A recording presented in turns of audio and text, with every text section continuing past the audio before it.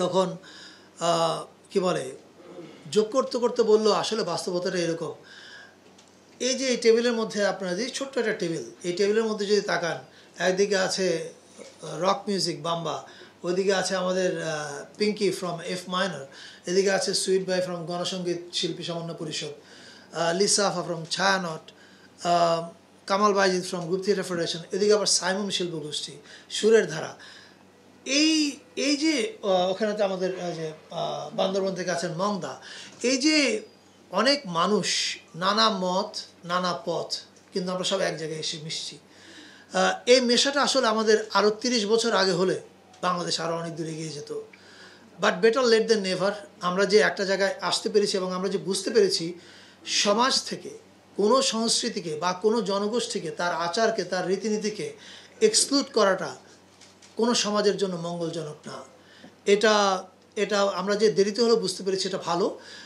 এখানে হামিন ভাই যোগ করতে করতে বলেছিলেন যে এই প্রথম উনি কোনো কি বলে এই ধরনের মন্ত্রণালয় অনুষ্ঠানে ডাক পেয়েছেন 4 দশকে।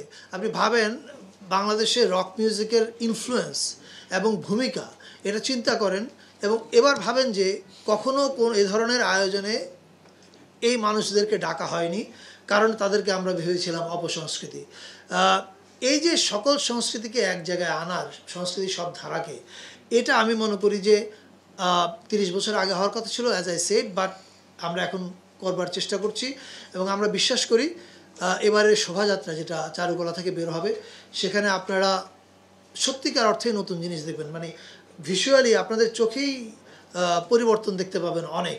সেটা এখন আমরা ডিটেল না বলছি, ইটস এ টিজার।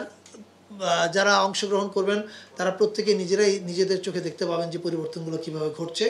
তবে আসলেই নতুন কিছু দেখবেন, নতুন রং দেখবেন, নতুন গন্ধ পাবেন, নতুন সুর পাবেন। আর এছাড়া অন্যান্য অনুষ্ঠানের তালিকা বুলেট পয়েন্ট করে আপনাদের, এটা বন্ধ করে দিলে ভালো হয়, বুলেট পয়েন্ট করে নিশ্চয় দেওয়া হবে। মাত্র তো আমরা মিটিং শেষ করলাম, ফলে রেজলিউশন লিখতেও সময় লাগবে।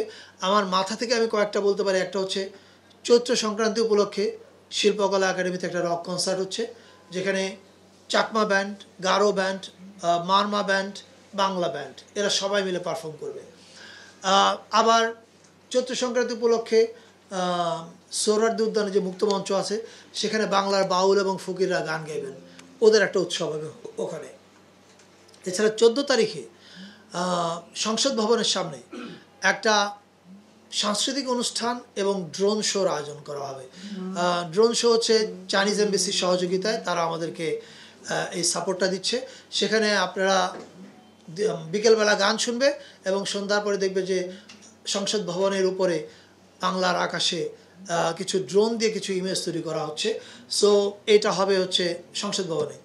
এছাড়া সুরের ধারার কথা আপনারা জানতেন যে তারা লালমাটি এবং চিনমতি সম্মেলন কেন্দ্র করতো, কিন্তু এবার তারা করবে হচ্ছে ধানমন্ডি 8 নম্বরের যে রবীন্দ্র সরোবর এবং এর পার্শ্ববর্তী এরিয়াগুলো যে আছে, সেখানে তাদের গানের অনুষ্ঠানও হবে এবং মেলার মতো আয়োজনও সেই জিনিসগুলো হবে।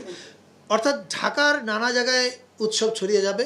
এছাড়া সারা দেশে আপনারা যেরকম শুনলেন যে প্রত্যেকটা জেলায় এবং প্রত্যেকটা উপজেলায় আমাদের সচিব মহোদয় বলেছে, আমি আবার রিপিট করছি, এর আগে যে সংস্কৃতি মন্ত্রণালয় থেকে যে বরাদ্দ দেওয়া হতো, আমরা সেই বরাদ্দকে এবার দ্বিগুণ করেছি প্রত্যেক জেলার জন্যে এবং প্রত্যেক উপজেলার জন্যে।